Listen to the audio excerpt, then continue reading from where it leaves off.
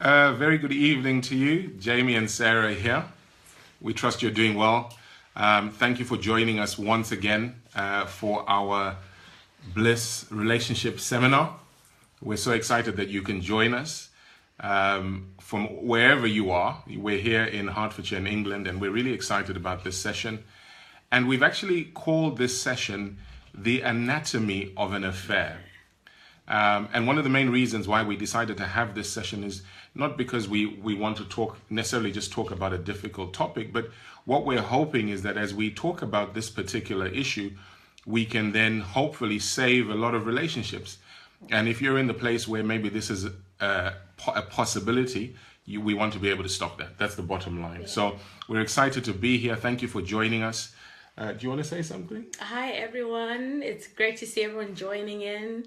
And I'm looking forward to tonight. I think we're going to have an awesome time. Let's talk. Let's be real. Let's be authentic. Let's help our relationships and marriages heal where there's healing needed. Get better where we can improve. Just learn to love one another, respect, honor one another, keep the boundaries clear. I'm looking forward to tonight. It's going to be awesome, and thank you. So many people joining. Patrick, thank you. Big up, Patrick. I love what Patrick said. They said realness. I love that. I like that. Hi, Josephine, my fear. Hi, Faye Jamila. Real talk. Real That's talk. A nice one, isn't it? That's really good. I like that. Yeah. Simon's on here. Simon. You remember Simon? Nice. Yes, I do. It was Simon's birthday this week, and I sent him. Fellow November baby. Yes. Yeah. Great to see November babies, eh? Absolutely. Hello, Memory. Welcome. Thank you so much for joining. Patrick, thank you. He says you stay so young. Yeah. I keep him young. Yeah, well. Oh, man. Yeah. Rotendo, welcome. Thank you so much for joining. Patrick, you're welcome. More than welcome to pay us a visit. Linda, thank you for joining. This is exciting. Absolutely. Absolutely. Just leave it a little bit. Okay. Yeah. Awesome. Yolanda, welcome. Sophie's on. Holiness, from Durban. Bless you. Thank you so much for joining us. Yeah. We're really excited. Ben is my senior from school. Oh, another one. Yeah, Oh, nice. So nice that's always a pleasure. Thank you for joining us, Ben. Thank you so much. Sharon, welcome. Great to see you on here as well. Thank you so much for joining us. Rotendo.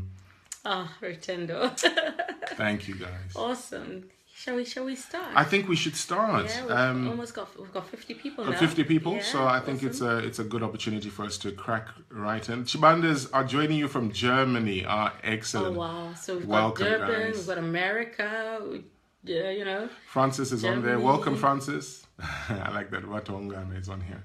Okay, following from Gweru. Oh, nice! Oh wow! It's just nice to see Awesome. where people are coming in from, isn't it? That's what I love about the connectivity of social media. It's amazing. It's amazing. How we can all just connect and touch one another from right across. I've heard people say these and post these deep things that Facebook friends are not real friends, but I choose to differ because there are times that you get connected with people, some who you may never ever meet. Hi from Canada. Oh yes, hi Farah. And Chatinda is on here. She's cool. Oh, from Australia. Yes. Oh my gosh. Welcome, Chatinda. But it's possible for someone to post something, a video, something inspiring that can save your life, that can make your day. So it's we mustn't be so cutthroat and say, they're not your real friends. We're able to impact and touch one another's lives from right across the world. So this is so cool. Hi, Tatinda, you ought to be asleep. It must be like crazy o'clock wherever you are right now. Yeah. And Sue is on here. Welcome, Sue. Okay, so we wanted to get right into it. As we said, this session is entitled The Anatomy of an Affair. And what we wanted to do was just talk about affairs and just break this thing down and be very honest and be very real about why these things happen, and hopefully the telltale signs of an affair, and how we can hopefully stop affairs from happening, because they can happen to anybody. And I think what we want to do is we want to be very real. We want to talk honestly about why these things happen and hopefully stop them from happening. Absolutely. So do you want to... Let me hold and you talk, yeah? Thank you. Let it never be said that men can't multitask. I was doing quite well there. Okay, so wanted to talk about.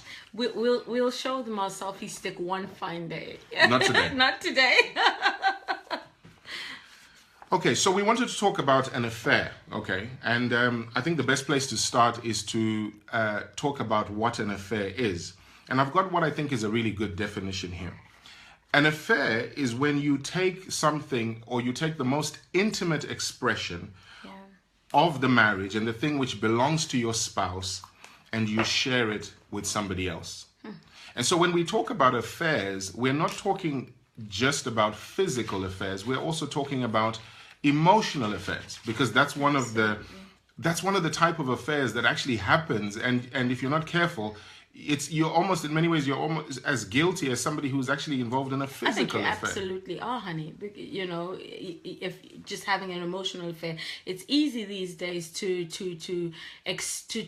sort of like try and sweep everything under the rug and say, you know, we were not physical, you know, it was just emotional. But that's just as bad. If you look at someone with your eye, you know, and lust after them, you've already done it. You know what I mean? Sure. And there's so there are physical affairs, emotional affairs, and one that I like to call, you know, cyber affairs. You know, social media has brought on the ability to have an affair through WhatsApp.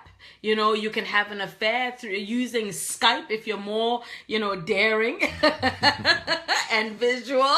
You know, there's so many ways that people are actually, you know, we're starting to stray out of relationships and marriages and messing up what could be a good thing.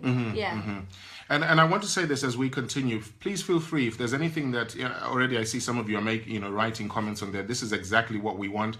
Just put those comments on there so that we can make it very, very interactive. But when we're talking about affairs, and again, we're talking about emotional affairs, the ability or when you take your affections from the person that you're supposed to be giving them to, and you transfer that affection to somebody else who you really have no business transferring that affection to. And I wanted to talk just very quickly about some of the signs or the steps of an affair going from emotional to physical, because emotional is where you invest yourself in somebody. You're sharing things with somebody, maybe in the workplace, maybe at school. Absolutely. And you begin to talk to people about things that they really have no business talking to. You know, for example, the classic example is, somebody asks you, how's your wife? And you say, oh, no, things aren't going so well. You know, we're having problems. And then you begin ever so subtly to divulge more and more information about what's going on in your relationship to somebody else. They give you the shoulder to cry on. More sympathy than have I put it upside down? Excuse me, guys. And they give you more sympathy. It's flipped. Has it really? Sorry, guys. Just bear with us. Technical issues. There we go. Excellent. Okay. And they give you more sympathy, you know, than you feel you're getting in your marriage, at home, and you begin to you begin to have an affinity, you know, for one another, and you start to share more and more, and emotionally you begin to give parts of yourself to that person. And if you get back home and your boyfriend, your girlfriend, your fiance, you know, your husband, your wife is still giving you the silent treatment, or still keeping you, you know, on the naughty step, you think it's okay. I've got someone I can confide in. I've got someone who actually has time for me. I've got someone who's giving me the attention, and before you know it, you're sharing more jokes, more laughter, more secrets, more of your happy moments, more of everything with that person than with your spouse. So you're taking the most intimate parts that are reserved for your spouse and for your marriage and for your relationship, and you are giving them to someone else, bit by bit, but you're handing pieces and parts of yourself to another man, to another woman, yet you already are invested at home in someone else. Absolutely. And so we wanted to talk here about some of the things, because obviously every affair, to be honest, really starts on an emotional level. Yeah. And then it then begins to evolve into a physical. And we wanted to just talk about some of the signs or the steps going from an emotional affair to a physical affair. So things like, it begins with something that causes you to lean away from your marriage. And we touched on that in our very first session when we were talking about how in every relationship, the warning signs are when you are willing to transfer your emotion, and you get to the place in your relationship where you no longer feel emotion towards your spouse, or you shut off your heart to your spouse, maybe because they did something to you, maybe he said something to you, maybe she spoke to you in a way you didn't like, and so you block off your heart to your spouse, and then it's very easy for you to transfer your emotions to somebody else. And from experience and from years of counseling, we've realized that in most instances, especially with the men, it's very difficult for a man to engage in an affair unless he, or put it this way, it's very difficult for a man to leave his spouse unless he has already transferred his emotions to somebody else. So it's very rare for a man to just wake up one day and say, you know what, I don't want to be with you anymore. Usually he may say that, but the thing that may cause him to leave is because somebody else has caught his eye, has taken his attention, and then it makes it easier for them to actually leave the home. More often than not, he's already now invested elsewhere. Absolutely. Hence even the nerve to even just decide, you know what, that's it. You know, you hear stories of, you know, he went to work and he never came back, basically, and then you find out he set up shop and set up home, you know, in the city somewhere with someone else. Yeah. So that emotional attachment and that emotional unavailability, when you block off your heart to your spouse, that's when the wheels begin to fall off in earnest, and then you begin to transfer it to someone else. But notice some of this.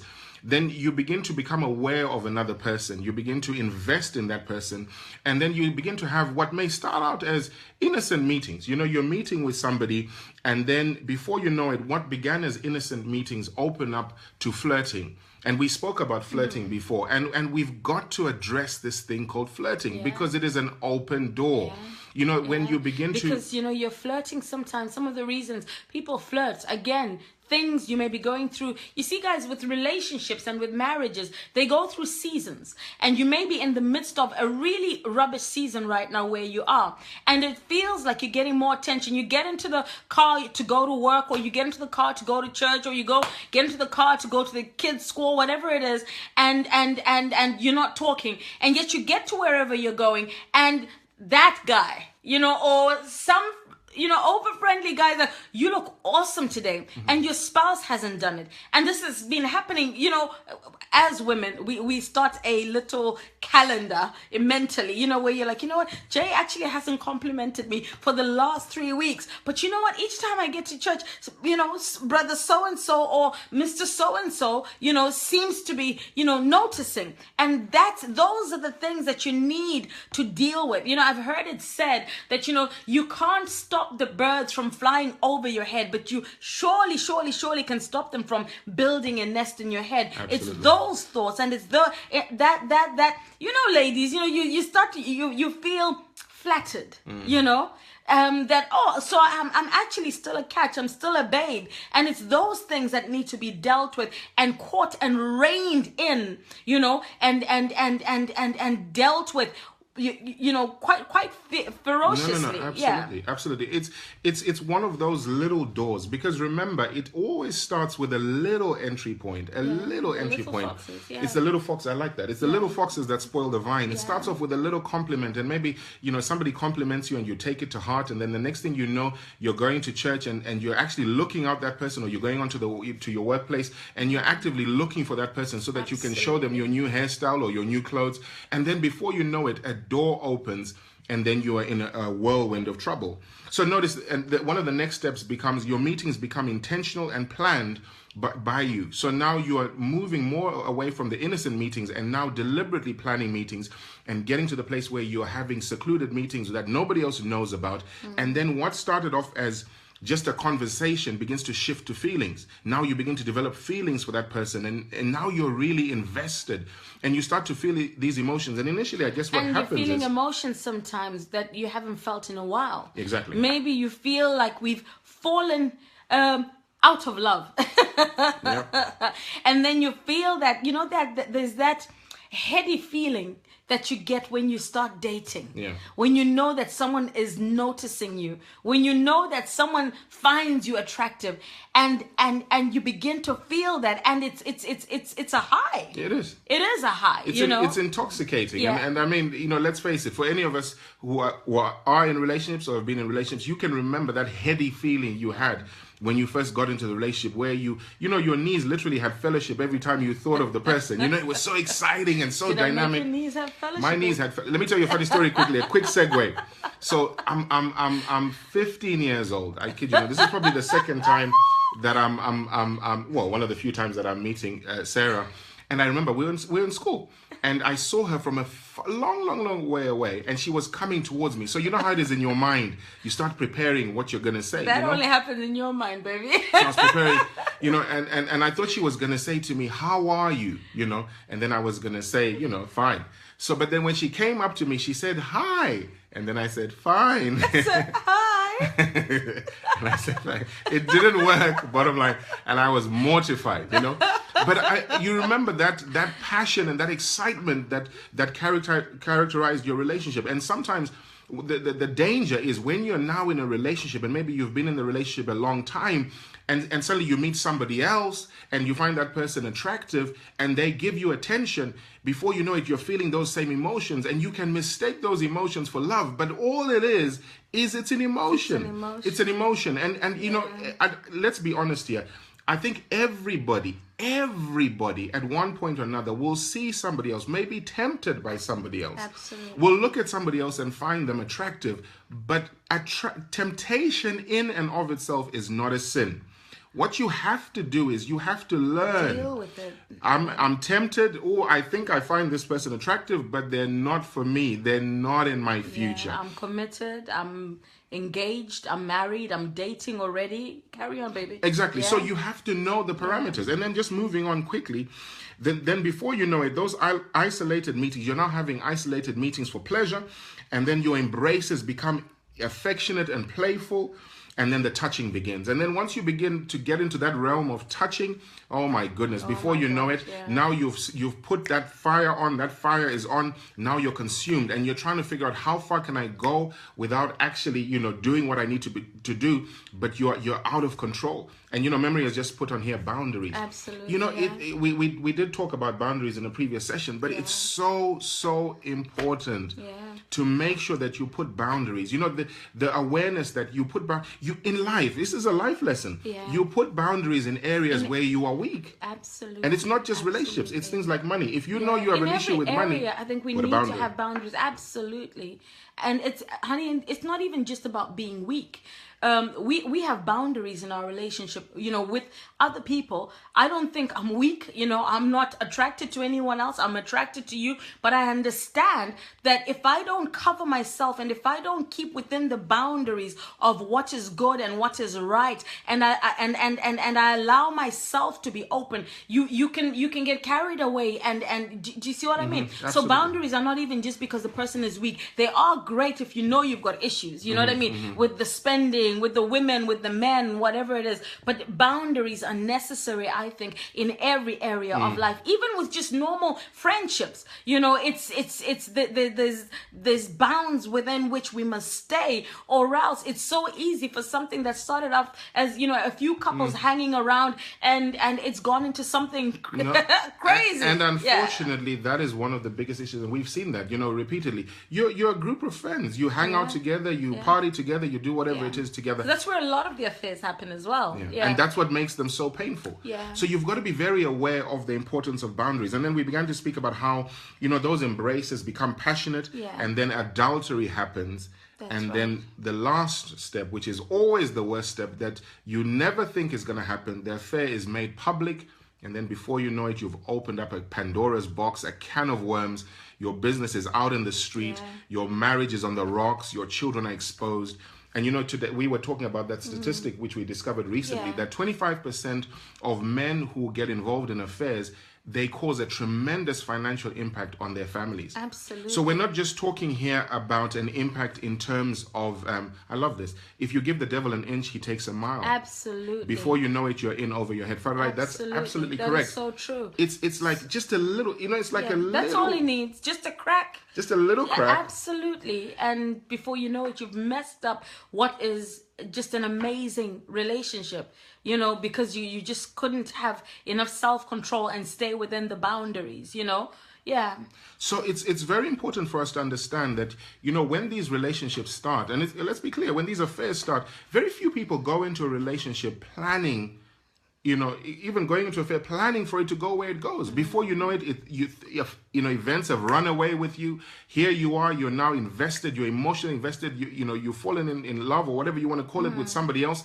And then it's when the consequences begin. Absolutely. And I can tell you definitively, and I know this from observing it and counseling and years of seeing this, nobody who has ever had an affair does not regret it. Absolutely. Even if the relationship is restored, even if you make up, and that's always our prayer, that, you know, you get to the place of restoration where God can heal your relationship and you can actually move on. Because an affair is not the end of the relationship. It doesn't have to be if you are willing to work, you know, beyond it. But it comes at a tremendous cost. A huge cost. A tremendous And you know cost. what, honey? One of the things I've learned, you know, with just life in general, but more so to do with affairs, it is always going to be found out. Guys, if you're out there and you're having an affair and you know you ought not to be doing what you're doing, you need to finish that thing. You need to stop that thing. It will come out. It'll humiliate you. It'll bring shame. It'll bring dishonor, not only on yourselves, but also on your family, on your spouse, your partner, your children, your finances, your everything that you've worked towards. It is so debilitating. This thing called an affair is so bad. It goes into areas that you thought, you know, it's just the two of us in a hotel room somewhere, but it goes into areas that it ought not to go to. It'll affect your finances. Because the other person the woman can get pregnant. So now, you know, you've got not only your family to look after, but now you've got this baby, you know, and so there's a baby mama involved now. It's just so expensive and so costly, and it always comes out. Even the Bible says there's nothing that's done in secret. You know, that it comes out and it's shouted on the mountaintops, on the rooftops. You know what I mean? It's so scandalous. It's so scandalous, and it's not worth it. No. You know, even the scripture talks about, you know, it says stolen waters taste sweet, isn't it? It's because it's illicit. It's wrong. It feels so good, but it is all so wrong. It's so, yeah. And I wanted to say this, you know, and Sarah doesn't like me doing it, but every so often, I think once every 6 months, I'll watch an episode of Cheated, because, and the main reason I do that. She doesn't like it, but I watch it because what I like about watching Cheaters, in an hour, you get to see the beginning of an affair, and then you see the middle of the affair, all the excitement, all of the fun, and then you see the expose, the exposure, the embarrassment when you're being chased through the streets, when, you know, everybody's laughing at you, and people are pulling off their wigs and their earrings and saying, I'm going to kill somebody. You know, maybe people are fighting you. It's just embarrassing. And that's the part that, you know, we never think about at the very beginning. Yeah. But somewhere along the line, it eventually comes, and the consequence. And you begin to think, you look at your family. Now you're having to see your kids over the weekend, and you're having to, somebody says, you love Cheaters the film. I can't stand Cheetah's memory. I can't. It's too manic and too hectic for me, man. But it's very important to understand that these things are real. These things are happening. And a lot of it is a product, I guess, of the world in which we're living. Yeah. You know, it's interesting. Stolen waters are sweet. That's right, Ida. You know, one of the things that we were discussing earlier is how interesting, how things have evolved. You know, there was a time, sort of maybe a century and a half ago, not a century, but sort of a generation ago, and even going beyond that, where, you know, the wives were in the homes, they were doing the school runs, they were doing all of that sort of thing. The men were at work. But now, guess what? The women now are in the work environment as well. And so what's happening is there's a proximity in relationship. Now, all of a sudden, you're rubbing shoulders with men where maybe you weren't actually rubbing shoulders with them before. And so it's not just the men, you know, because traditionally it's a lot of the men having affairs. This thing goes both ways. Oh, my God. This thing goes both ways. I think we'd be very naive and very wrong and not equitable if we just made it seem like it's men who cheat. Now we've got women cheating, and they're doing it spectacularly, because also you have sometimes where she's on a revenge mission and she's thinking, you think You know how to play this game?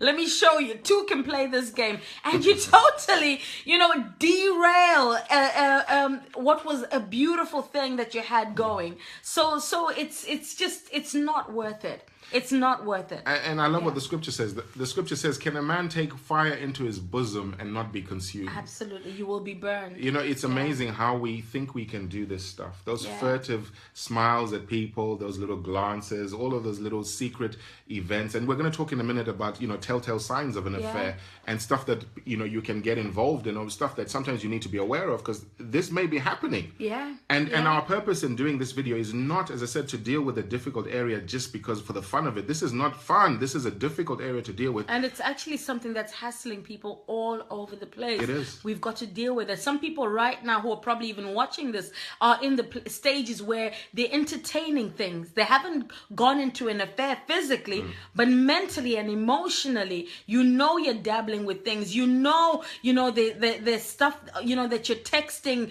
and that's on your WhatsApp and that's on your, whatever it is that you ought not be engaging in, and this is, today we're your wake-up call. You need to stop. You need to break that thing. You need to stop it. When we do wrong, we actually know what we're doing is wrong.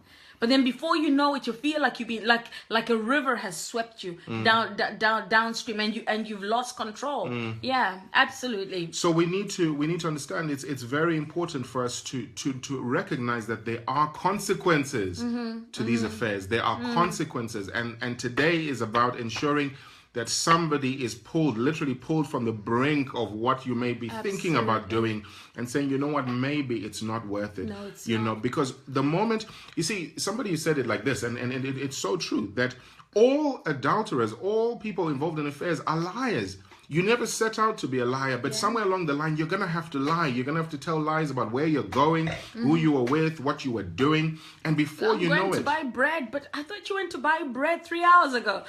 What kind of bread is this? I left them baking it. I think it's ready now. So we wanted to talk about some of the telltale signs, of affairs, because I think those are quite important. And, one of the biggest telltale signs of an affair is usually intuition. Yeah. It's when something in your heart doesn't, things don't sit quite well with you, and you're thinking, this doesn't feel right, And obviously I know with women, they're often stronger in this department than the men are, because they can pick stuff up and they'll be thinking, this doesn't feel right. And a lot of the times it's because there's something there that's not quite right. But we wanted to talk about some of them. That gut instinct, your intuition, it tells you. A lot of the times when an affair starts, you actually remember the day you find out, you actually remember a lot of the times that your intuition warned you, that gut instinct, but you squashed it down. I believe a lot of the times, the first time you feel something, you need to pay attention. For those of us who are so aware of the fact that we're spiritual beings, that's how Holy Spirit speaks. He'll send, that warning sign, and it's so loud in your heart. But a lot of the times we tramp it down. Yeah. Because we don't want to face the reality. We don't want to face the possibility of something like that happening to us. So there's a good question. Yeah. Are some people more predisposed to cheating? That's a very good question, Farai, and let's deal with that very briefly. And I think one of the reasons why that it may very well be that some people are predisposed to cheating.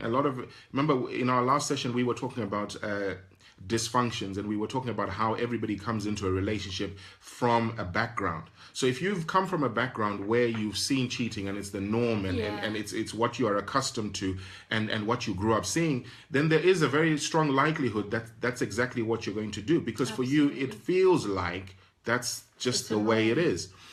And so, yes, to a degree that there may be some people who are predisposed to cheating, but the reality is, regardless of whether you've come from that sort of background or whether it's something that you're doing and you've never, seen it in your previous background, it's not something that you ever want to get involved in.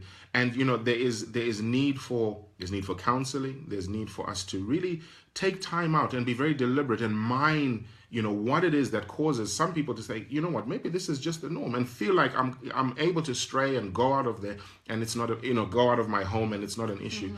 But either way, like we were talking about, you cannot take fire into your bosom and not get burned. And not get burned. That's right. So some of the more the other telltale signs of an affair. Mooch says, Sarah and Jeremy, you're amazing. Thank you, Mooch. Thank you, Mooch. Thank you for that compliment. Thank you so much for being on here today.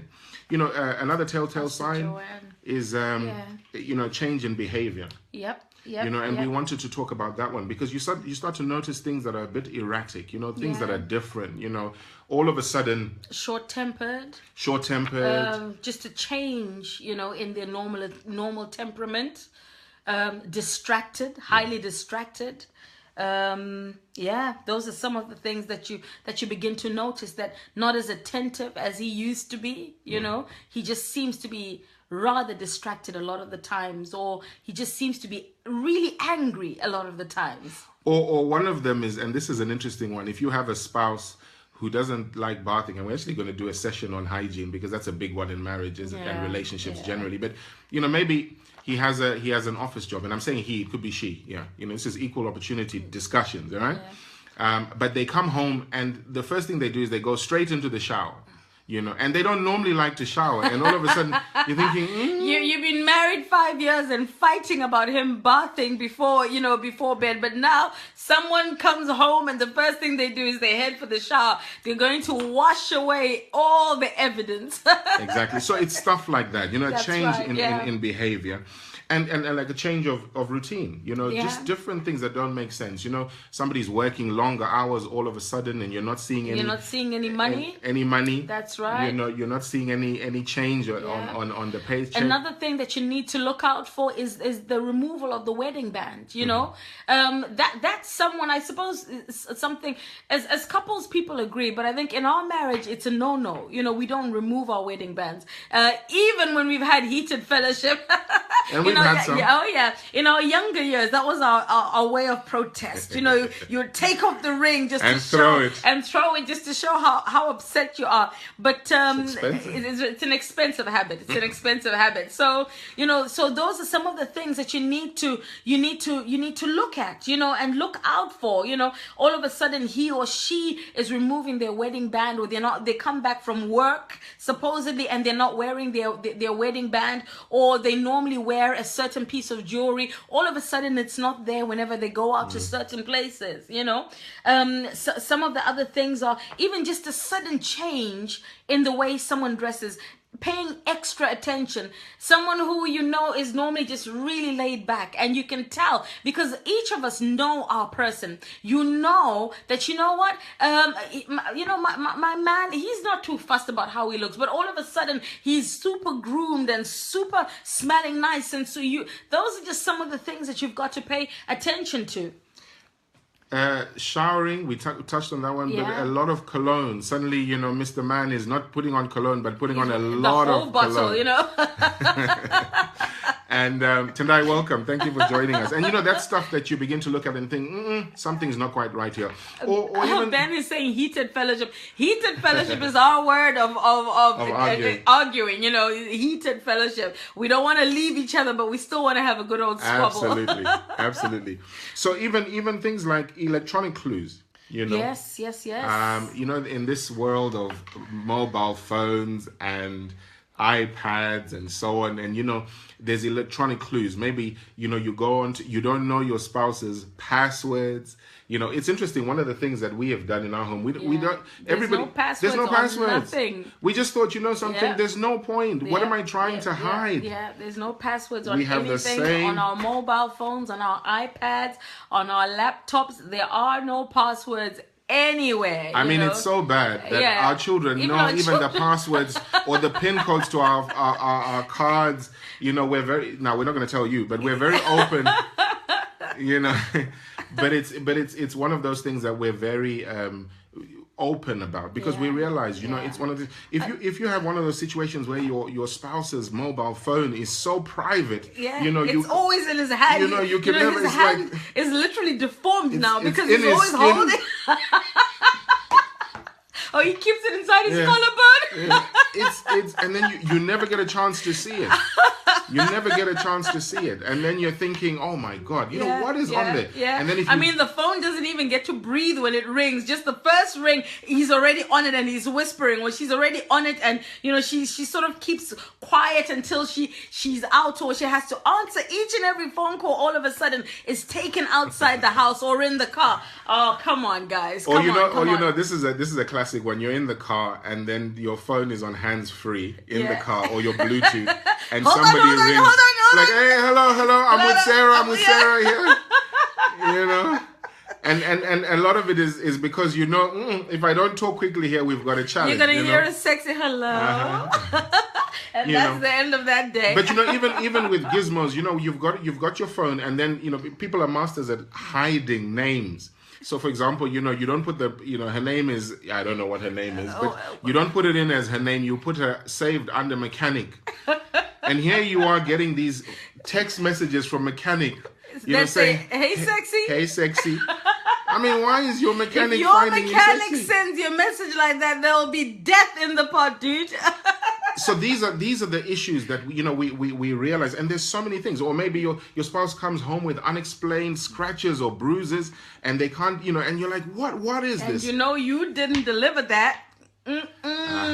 So warning flags, or love bites, or stuff like that. Yeah. These are all things that, you know, you can pick up and begin to realize there's something not right here. Absolutely. So we're saying a lot of these things in jest, but, you know, in all seriousness, these are real things that are actually really, really just happening, you know. All of a sudden, you know, your spouse goes on business meetings, but this is like now business meeting central. He's away on business trips, or she's away on business trips all the time, and you're home, or you're home with the kids, or you're coping on your own, and your spouse is gone more than they're home.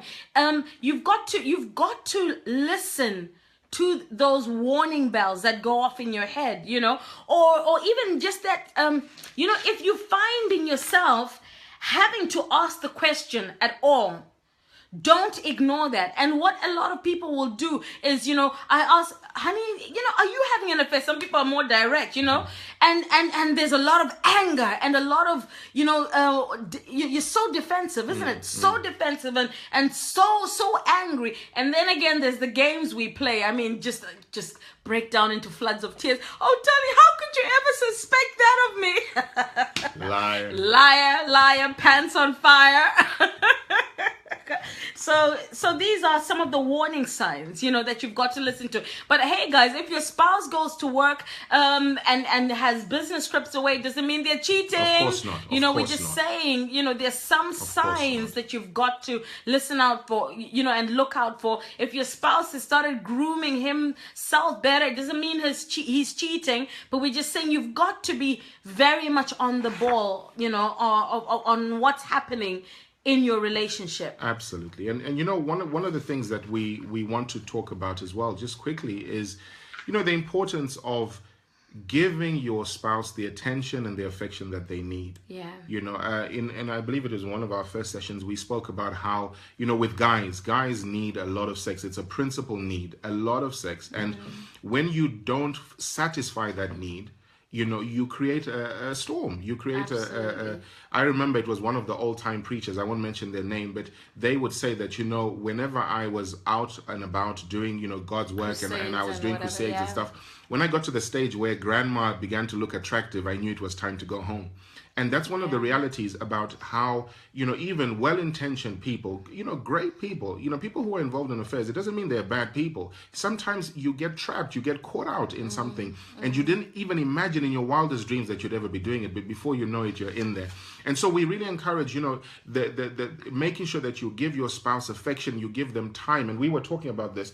Give your spouse time to share the essence of who they really are. You know, make sure that they can share their dreams with you and download their fears and their concerns, and really you listen to them, and you're not so busy that you allow them to get frustrated with trying to talk to you, and they think, you know what, I can't talk to him or I can't talk to her. I'll tell you what, I'm just going to go and talk to somebody else. It's very important for us to invest time to make sure. Maisi, thank you for joining us. Thank you. And Kuzaisha, thank you for coming on here as well. You know, and another one, this one I just have to touch on as well. You know, so, some of the things that we've actually had to deal with that have caused, a partner to stray is, this one is even for the Christian ones, where you are so super holy, you're never home to look after your husband and your children. You're at this conference, you're at that crusade, you're at that all-night prayer, you're at that, your husband is trying to get with you, you're fasting and you're quoting scripture to him. You know, guys, when we're in our marriages and in our homes, it's important to know that you may be the wonderful man of God, the bishop, the pastor, the prophetess, but you know what? When I'm with you, I'm not looking for a prophet, I'm looking for my husband. I don't want you to be the bishop, I don't want you to be, Pastor Jay. I want you, Jamie, my husband, my friend, my lover. I don't want you. You can be the bishop out there. You can be so reverent and so important out there. But we've got to take time to cultivate our relationships. We've got to take time to minister to one another. We've got to take time to be even able to joke. Some people are so super holy that, he can't make love to his wife because she's seeking the Lord. And then you wonder why he's not interested anymore. You wonder why he doesn't want to come to church with you. You wonder why he's not interested in your version of God. Because what you're doing and what you're showing him is that's not how God is. Christians, did you know that sex is good, and God gave us sex? We make it seem like sex is from the devil. He's never had sex. We were given sex for our marriages by God. Come on now. And but we don't talk about these things. You know what I mean? Important. We talk about, the birds and the bees, and when you together. Sex! That's what it is. And it's good for your marriage. Guys, work on it and work on your relationships. It's a very, very good area. It's a very, very good point. We've got to invest the time. There's a place for the officialness, and there's a place for the officialdom. But then there's also that environment, your bedroom, which is an environment where you're free to express yourselves, to enjoy yourself. And one of the things we always joke about, it's a joke. Even when you're having that time with your spouse, it's amazing how many people will put on worship. They put on worship. They put on worship. Let people play what they want. Yeah. And I'm thinking, what happened? I said, what happened to Luther? Yeah. And what happened to Lou Ross? And what happened to all of these guys who have given us wonderful songs that are an expression of your love for one another? But we get so deep with this. You know what I mean? And another thing, sorry, I'm still on us, Christian brothers and sisters. When was the last time you took your spouse on a date? You guys went for a drink in town. It's this crusade, it's that church meeting, it's that ladies' conference, that men's conference. It's conference after conference after conference. Guys, God is not that insecure that he wants you in church 24/7 at the expense of your marriage. If this constantly you're at this church meeting and at that ladies meeting and your marriage is crumbling, you need to pay attention. You need to pay attention. Marriage comes from God. God would never want you to serve him and be on the wheel 24/7 at the expense of a good marriage that he gave you. Absolutely. We've got to tend our fields. Absolutely. And tend our garden. We've got to date one another. Come on now. You can't have the only time you ever go out on a date is because you're going with your other Christian brothers and sisters, or there's a marriage retreat somewhere. Don't you know how to book a hotel in London, book a room at the Dorchester and meet up and have a rendezvous with your spouse and meet up for lunch and then smile at each other over dinner, and the kids are wondering, Mom and Dad, why are you guys grinning so stupidly? Make your marriage exciting. Come on now. I love that. Glad has to go out for it. She says, quite interesting topic, but unfortunately I have to go out for a prayer meeting and connect group. God bless you, Enjoy. man. Enjoy. That's funny. Oh, the timing for that. Oh, man. Oh, yes, Will. That's true. That's true. You know, marriage is supposed to be exciting. It's Marriage is supposed an to be adventure. beautiful. You know, and the Yeah. greatest thing, and we talked about it earlier, is, you know, you are supposed to find everything you need in your relationship. If it's not there, you should talk about it. Look, these are the That's kind of right. things I want you to wear. These are the kind of things I want you to put on. I want you to do this. I want you to Absolutely. smell like this. You're free to experiment, because love is a, you know, and love making is such a passionate and exciting thing that That's it's a right. gift. That's It right. really is a gift. Absolutely. And you know, interesting, we were talking about something which is quite an emotive one, but we really want to go there as we begin to draw Which to a one is close. that one? When we were talking about the, you know, where this affair, you know, we're talking about affairs, Yeah. and sometimes where affairs stem from. And I know that one of the biggest areas is this issue with pornography. Oh, yeah. Yeah. Because what happens is, what a lot of us don't seem to appreciate is that, you know, lust is a spirit. Yeah. And when you're watching people who are engaged in sexual activity, there is a open doors. you know, it's like what you see is what you put, you know, you Monkey want to see, do. monkey do. It is. It's monkey see, monkey do. You look Yeah. at something, and then all of a sudden you were very happy in your relationship. You were enjoying your relationship with one another, but then suddenly dissatisfaction creeps in. You begin to compare. You begin to think, oh, look at him or look at her, and then before you know Trying to it, get your spouse to go into a pretzel position because of the wrong thing you've been watching.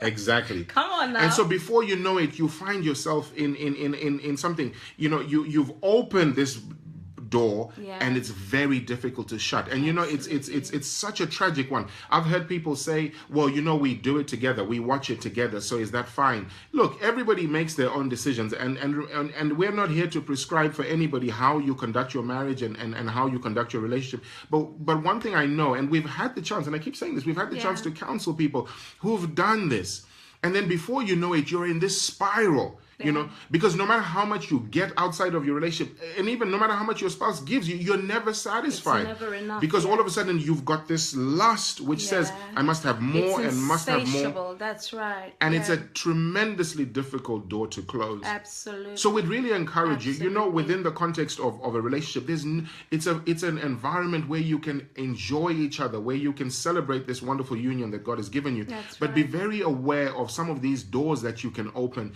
that when you want to close them, you can't close them. Can't close, yeah, because you've unleashed a monster. What did you call it? A Pandora's box. You It can't is. shut it. That thing is open and it just wants to keep on giving. You know, yeah. You know, the Bible puts it like Absolutely. this. The Bible says, whoever commits sin is a slave to sin. Yeah.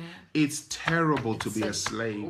oh. It's terrible to be a slave. It's a terrible terrible. taskmaster. Yeah. And then, you know, one of the worst things with, you know, and we were discussing this earlier. D, you're right. It leads to an addiction. It does. Because that's all you want now, and that's the only way you can even get things going. You know, you need to be watching that stuff, and it just it defiles you. You can't come off that stuff feeling good about yourself. You know, You ask yourselves, where do you draw the line? So now is it, Absolutely. okay, so are we watching this just when it's just the two of us? Am I allowed to watch it on my own? Do you watch it on your own? Mm-hmm. Where do you draw the line? If I watch it and you're not around, what am do I I going do? to do? That's This is right. what then opens the door to your, you know, it's like so many other things. And you know, we're just trying to get to the place where we say, guys, you know, it's such a dangerous area.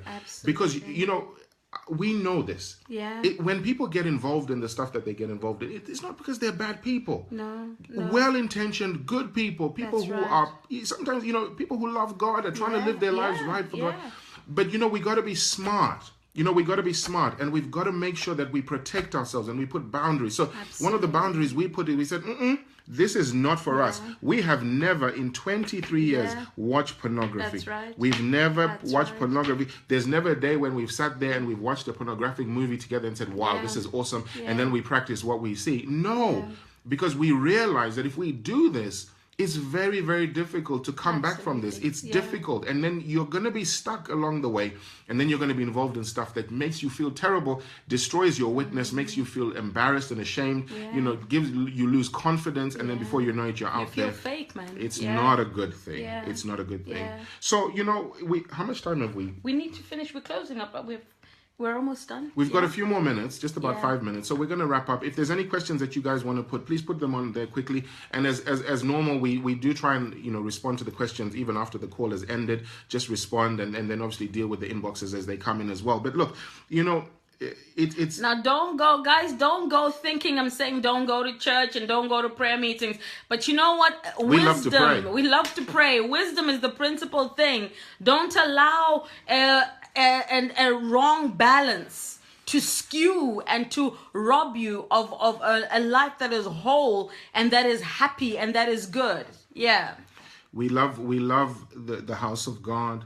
But one thing that was a great... We love marriage. We love marriage. Well, I was going to say one of the greatest and one of the liberating things for me was to get to the place where I understood, even reading the Bible, That's that right. my first ministry was my family. Absolutely. And if I could get the family right, Yeah. then I qualified to go out there and actually help other people. Absolutely. I had to get the family right. I had to get my kids right, and I had to make sure that you were right. Absolutely. And I had to be willing to go over and above the call of duty. That's right. And I had to be willing to shut off every other door.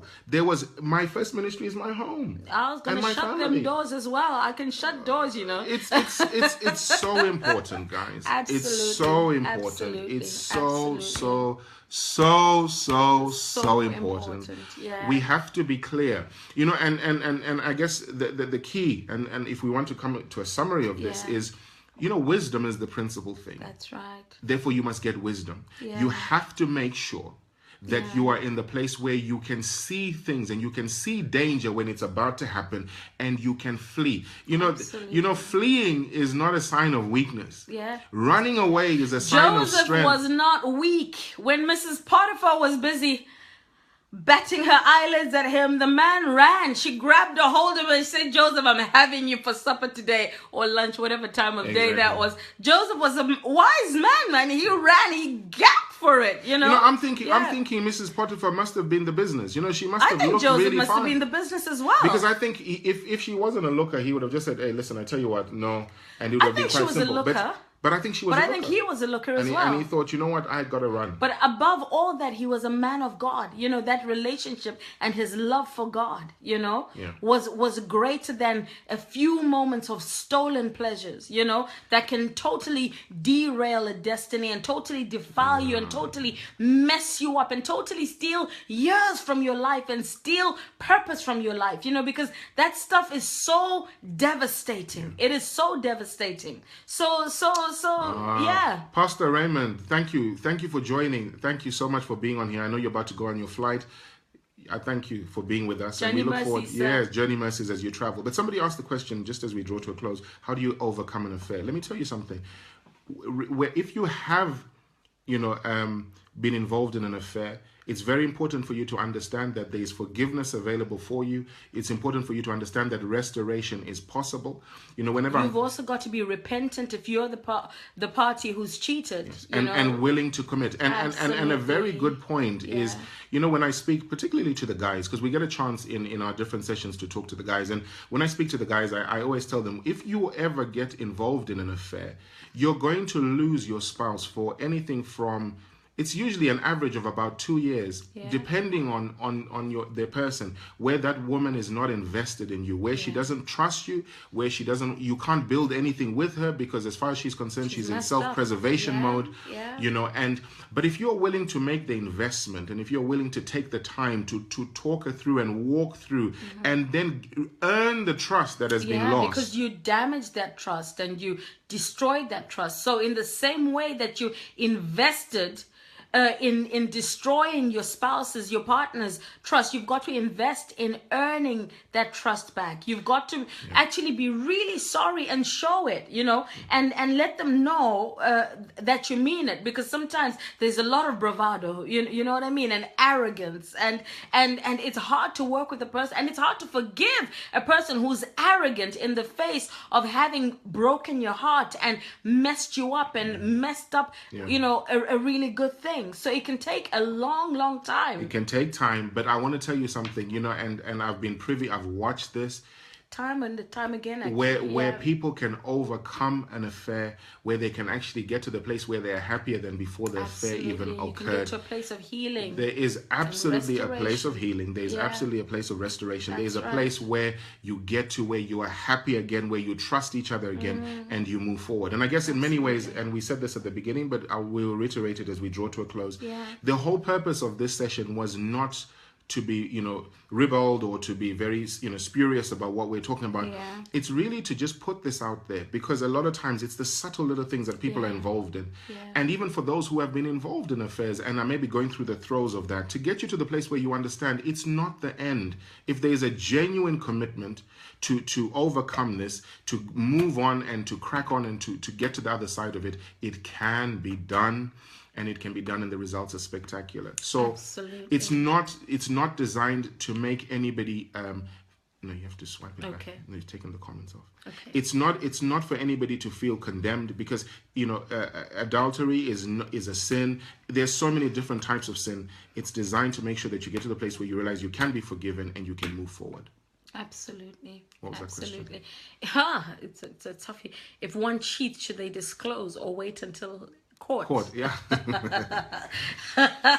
My friend, you need to sit your spouse down and you need to pray. But don't wait to get caught. You need to deal with that thing.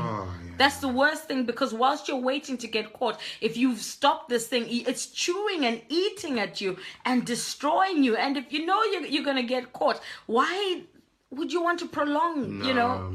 You don't wait to get caught. I think, like you said, there's nothing worse than being a slave, because the guilt, there's so many emotions that go with this stuff. You don't want to get to the place where you're feeling that. It's a great idea to disclose and say, you know what, this is where I'm at, please, and let's see how we can transition. That's right. So guys, we've come to the end of another session. Ali, thank you. It's a shame we didn't get to meet when you were here, but look, I'm looking forward to seeing you when I come to SA the next time. Guys, thank you so much for joining us. I hope this has been useful. I hope there's been some things you can take away from this. We've got so many sessions coming. We're doing one, maybe 2 a week now, aren't we? Absolutely. And then we're going to be doing. We're going to be doing a few events in the new year, so we're looking forward to doing that. And we've got a few podcasts coming up, actual podcasts. Right, so hopefully that will be useful for you. But and the marriage conference we're going to do at the beginning of the year. We're going to be doing a marriage conference. So we'll announce the dates soon. But in the beginning of the year, how about we start our marriages off, and start the year off in a great way. Let's talk about stuff. So we'll do, we're going to do something here in the UK. We're going to do something in Zambia. We're going to do something in South Africa. We're going to do something in Zimbabwe. Where else have we been invited? We're going to do something in America. Yeah, we've got an invitation there's quite a few. We've been invited to Australia as well. So, we're going to try and do as many as we can. But I think for me, I love this, the interactive nature it's of awesome. this. It's awesome. And it's great to reach you guys, wherever you are all over the world. Thank you so much for tuning in. It's late at night, but you took the time, especially we're 2 hours ahead of Africa and a lot Australia. How many hours behind Australia? But people have taken the time to be live on these things. Thank you so much. Bobby, I can't wait to see you. Looking forward to that, Bob. Yeah. Okay. Oh, Caroline, you're just joining and we're signing off. Please watch the video from the beginning. Bless you guys. Bless you. There's a lot of love coming in there. Thank you. God richly bless you all. God bless you guys. Have a great evening, afternoon, morning, wherever you are. God bless you. Work on your relationships. Come on now. Let's work on our relationships. Bless you guys. Good night. Bye-bye. Bye-bye.